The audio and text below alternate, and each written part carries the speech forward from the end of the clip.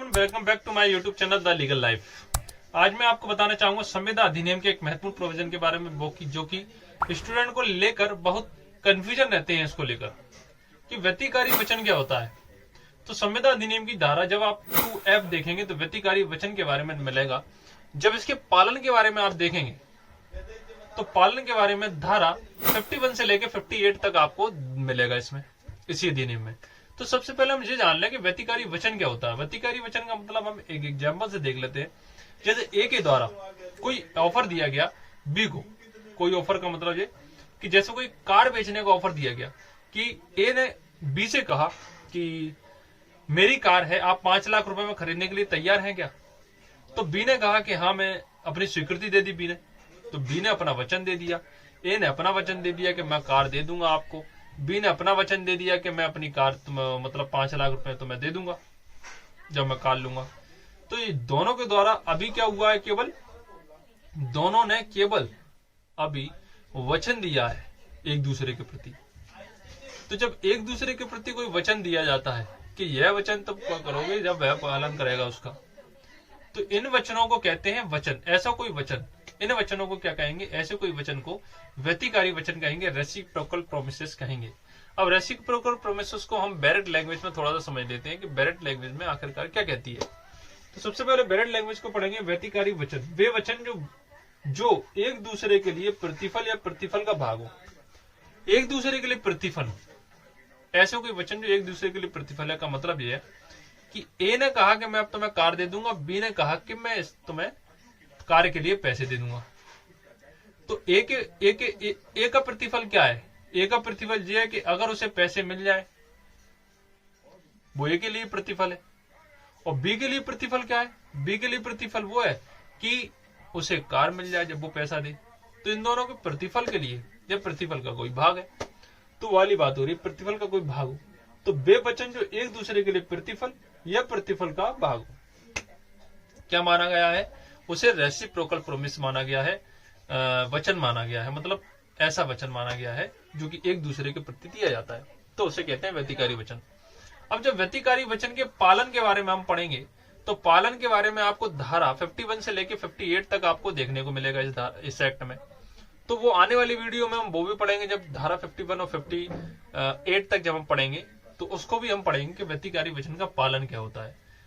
तो जैसे हम देखें कि जो सेक्शन 2G है, सेक्शन 2G शून्य के बारे में बात करती है। शून्य कि शून्य यानी वॉइड। वॉइड क्या? तो एक्ट में लिखा है वह करार जो विधितः प्रवर्तनीय ना हो। ऐसा कोई एग्रीमेंट है जो विधि द्वारा प्रवर्तनीय नहीं है। अब विधि द्वारा प्रवर्तनीय नहीं का मतलब यह है कि वह सक्षम पक्षकारों के मध्य नहीं किया गया हो। आप जब धारा इस एक्ट की जब आप धारा 10 को पढ़ेंगे, जब इस एक्ट की धारा 10 को पढ़ेंगे तो उस एक्ट में लिखा है साफ साफ कि सक्षम पक्षकार किसे माना गया है, यानी विधि द्वारा प्रवर्तनीय किसे माना गया है। विधि द्वारा प्रवर्तनीय का मतलब यह है कि वह सक्षम पक्षकारों के मध्य किया गया हो। और सक्षम पक्षकारों के अंतर्गत आता है कि वह साउंड माइंड वाले व्यक्तियों के बीच किया गया हो, मेजर व्यक्तियों के बीच किया गया हो, लॉफुल ऑब्जेक्ट को लेकर किया गया हो, लॉफुल कंसंट्रेशन जिसमें होता है वह माना गया है कि एक विधि को के प्रवर्तन के लिए। अब ऐसा जब कॉन्ट्रैक्ट तैयार होता है तो वह हम कोर्ट में ले जाके इन्फोर्स भी करा सकते हैं। तो ऐसे कोर्ट मतलब ऐसे कॉन्ट्रैक्ट, ऐसे एग्रीमेंट विधि द्वारा प्रवर्तनीय होते हैं। अब ऐसे एग्रीमेंट जो विधि द्वारा प्रवर्तनीय नहीं है, मतलब उसको कोर्ट में नहीं इन्फोर्स करा सकते हम, सक्षम पक्षकारों के मध्य नहीं किया गया है, तो ऐसे एग्रीमेंटों को हम मतलब वॉइड एग्रीमेंट कहते हैं। यानी ऐसे एग्रीमेंट जो कि विधि द्वारा प्रवर्तनीय नहीं है वह क्या माने गए हैं? शून्य एग्रीमेंट माने गए हैं, यानी वॉइड एग्रीमेंट माने गए हैं, शून्य करार माने गए हैं। जिसके लिए हमें सेक्शन 2G में डेफिनेशन देखने को मिलती है। उसके बाद हम बात करेंगे सेक्शन 2H की। सेक्शन 2H क्या कहता है? सेक्शन 2H कहता है संविदा के बारे में। इसकी जो डेफिनेशन है संविदा के बारे में, संविदा के बारे में जो बताता है कि वह करार जो विधितः प्रवर्तनीय है। विधि द्वारा प्रवर्तनीय है का मतलब क्या है? विधि द्वारा प्रवर्तनीय का मतलब जब से आप सेक्शन 10 को पढ़ेंगे इसमें, मतलब सेक्शन 10 में सक्षम पक्षकारों के मध्य किया गया हो, साउंड माइंड वाले व्यक्ति के साथ किया गया हो, जो कि मेजर हो गया हो उस व्यक्ति के साथ किया गया हो, और जो मतलब लॉफुल ऑब्जेक्ट और लॉफुल कंसिडरेशन के साथ किया गया हो, तो उसे माना गया है क्या? विधि द्वारा प्रवर्तनीय। तो ऐसा संविदा, मतलब संविदा किसे कहते हैं? ऐसे करार जो विधि द्वारा परिवर्तनीय है। अब करार कैसे बनता है, जो कि हमने पहली वाली वीडियो में भी समझाया था आपको कि एग्रीमेंट कैसे बनता है। जब वह एग्रीमेंट विधि द्वारा परिवर्तनीय है तो वह संविदा बन जाता है। और इसमें एक छोटा सा पॉइंट ये भी आता है कि हाँ, इसके टाइप कितने होते हैं, तो इसकी 4 टाइप पाए जाते हैं। पहला टाइप क्या होता है? शून्य संविदा क्या होती है? तो शून्य संविदा क्या होगी? विधि द्वारा परिवर्तनीय नहीं है, वह शून्य संविदा होती है। अब इसमें आता है महत्वपूर्ण क्वेश्चन कि शून्य करणीय संविदा क्या होती है। तो शून्य करणीय संविदा के लिए आपको सेक्शन 2I में देखने को मिलेगा। सेक्शन 2I शून्य करणीय संविदा के बारे में बात करती है। सेक्शन 2I कहती है कि वह करार जो उसके पक्षकारों में से या एक या अधिक के विकल्प पर तो विधि द्वारा परिवर्तनीय हो, किंतु अन्य पक्षकारों विधि द्वारा परिवर्तनीय नहीं हो।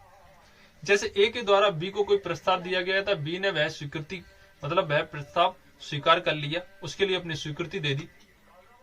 अब जब दोनों वचन बन जाते हैं तो वचन जब उसमें कंसिडरेशन ऐड होता है तो वह एग्रीमेंट बन जाता है। एग्रीमेंट जब विधि द्वारा परिवर्तनीय है तो वह संविदा बन जाती है। अब जब जैसे ए और बी है, ए ने कहा कि ए ने मतलब अपने कार तो उसको दे दी, अब वह चला रहा है खूब अच्छे तरीके से, लेकिन बी ने उसके लिए उसको पैसे नहीं दिए।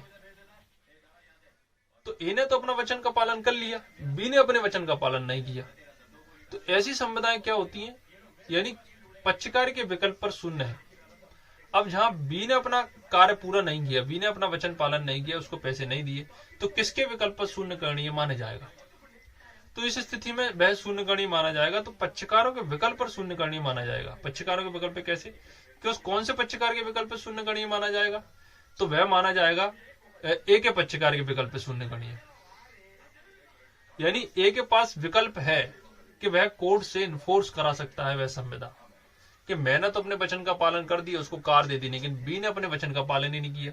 तो ऐसी जो संविदा होती है, यानी एक पक्षकार के द्वारा वचन का पालन कर लिया जाता है, दूसरे पक्षकार के द्वारा वचन का पालन नहीं किया जाता है, तो यानी एक पक्षकार के विकल्प पर शून्य करणीय संविदा होती है, वही शून्य करणीय संविदा वॉइडेबल कॉन्ट्रैक्ट उसे ही कहा जाता है।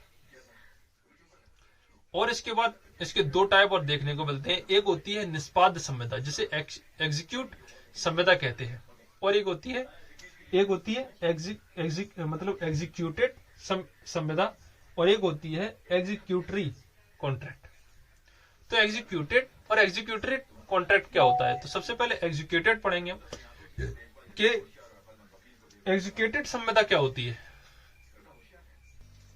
इसमें हम बात करते हैं निष्पादित संविदा और निष्पादित संविदा के बारे में। तो निष्पादित संविदा और निष्पादित संविदा क्या कहती है? निष्पादित संविदा का मतलब यह है कि वह संविदा जो कि निष्पादित हो चुकी है, यानी दोनों पक्षकारों ने अपने वचन का पालन कर लिया है, बात यह है, उसे हम निष्पादित संविदा कहेंगे। अब दोनों वचनों का पालन करना शेष रह गया है तो उसे निष्पादित संविदा कहेंगे। ये सिंपल मीनिंग है इसमें। अगर आप इसे ही याद कर लेते हैं तो इसमें आप मेंस तक की राइटिंग लिख सकते हैं। अब थोड़ा सा आपको बुक में से थोड़ा सा पढ़ना पड़ेगा, बाकी तो कॉन्सेप्ट उसका यही कहता है कि निष्पादित संविदा और निष्पादित संविदा का मतलब क्या है। निष्पादित का मतलब वह संविदा जो निष्पादित हो चुकी है, अपने वचनों का पालन उसने कर लिया है, कंसिडरेशन हो चुका है, वह निष्पादित संविदा होती है। अब वचनों का पालन कर लिया है का मतलब अब उसे मतलब ए ने अपनी कार दे दी और बी ने अपने उसके पैसे दे दिए, तो वह निष्पादित संविदा हो गई, खत्म, बात खत्म हो गई, अपने वचनों का पालन हो गया, कंसिडरेशन भी हो गया, संविदा पूर्ण है, अपने अपने वचनों का पालन हो गया उसमें। लेकिन ऐसी संविदा जिसमें वचनों का पालन करना शेष रह गया है, कंसिडरेशन शेष रह गया है, उस स्थिति में उसे निष्पाद्य संविदा कहते हैं, यानी एग्जीक्यूटरी कॉन्ट्रैक्ट कहते हैं। अभी संविदा निष्पादित नहीं हुई है। उसके बाद हम बात करेंगे सेक्शन 2J की। सेक्शन 2J में बेसिकली एक छोटी सी डेफिनेशन दी गई है शून्य संविदा के बारे में। शून्य संविदा क्या होती है? शून्य संविदा यानी वर्ड एग्रीमेंट, जो संविदा विधितः प्रवर्तनीय न रह जाती हो वह शून्य संविदा मानी गई है। ऊपर वाली डेफिनेशन में आपने देखा था यहाँ कि शून्य एग्रीमेंट क्या होता है। तो शून्य एग्रीमेंट विधि द्वारा परिवर्तनीय ना हो, ऐसा कोई एग्रीमेंट जो विधि परिवर्तनीय नहीं है, विधि तो परिवर्तनीय नहीं है, तो वह एग्रीमेंट वाली कंडीशन पे ही खत्म हो जाएगा। विधि प्रवर्तनीय है तब वह संविदा तक पहुंचेगा। अब जब संविदा तो बन गई, लेकिन वह जो संविदा तैयार हुई है वह क्या है, एक कैसी है जो कि विधितः प्रवर्तनीय ना रह जाती है। मतलब जिस तरीके से उसका पालन करना था उस तरीके से उन वचनों का पालन उन्होंने नहीं किया, तो वह संविदा जो विधि द्वारा प्रवर्तनीय ना रह जाती है, यानी कोर्ट में तो पहुंची वो निष्पादन होने के लिए उसको, लेकिन वो इस स्थिति में पहुंची कि बाद में पता चलता है कि ये संविदा मतलब ऐसी है, या फिर मतलब ऐसी कोई संविदा है जो कि एग्रीमेंट तो बन गया था, फिर विधि द्वारा प्रवर्तनीय थी, संविदा बन गई थी, तैयार हो गया था, कॉन्ट्रैक्ट तैयार है, लेकिन वह बाद में हो जाता है। क्या हो जाता है बाद में विधि द्वारा प्रवर्तनीय नहीं हो जाता, नहीं रह जाता। तो उस स्थिति में आप कहते हैं कि वह क्या होता है, वह एक शून्य संविदा मानी गई है। इस लाइन को अंडरलाइन कर लें आप, ना रह जाती है और ना हो। तो विधि प्रवर्तनीय ना हो तो वह एग्रीमेंट के बारे में बात कर रहा है, यानी 2G के बारे में बात कर रहा है। आप सीधा डायरेक्ट पूछा जाता है प्री में कि शून्य एग्रीमेंट की डेफिनेशन किस में है, 2G में। शून्य संविदा की डेफिनेशन किस में है, तो 2J में। शून्य गुण संविदा की डेफिनेशन किस में, 2I में। व्यतिकारी वचन की डेफिनेशन किस में, 2F में। ऐसे सारे डायरेक्ट पूछे जाते हैं। और आज के लिए मैं इतना ही बताऊंगा, आगे आने वाली वीडियो में आपको और भी डेफिनेशन पढ़ाऊंगा, जिससे हमारा डेफिनेशन वाला जो पार्ट खत्म हो जाएगा। उसके बाद हम सेक्शनों पे चलेंगे, तो धीरे धीरे हम सारा मतलब कॉन्ट्रैक्ट एड को खत्म कर लेंगे। तो thanks for watching my video. अगर मेरी वीडियो आपको पसंद आती है तो मेरी वीडियो को लाइक करें और शेयर करें, और कमेंट करके जरूर बताएं कि यह वीडियो आपको कैसे लगती है। और मेरे चैनल को जाते जाते सब्सक्राइब जरूर करते जाएं, बेल आइकन को क्लिक कर लें, जिससे आने वाली वीडियो की जानकारी आपको मिल जाएगी।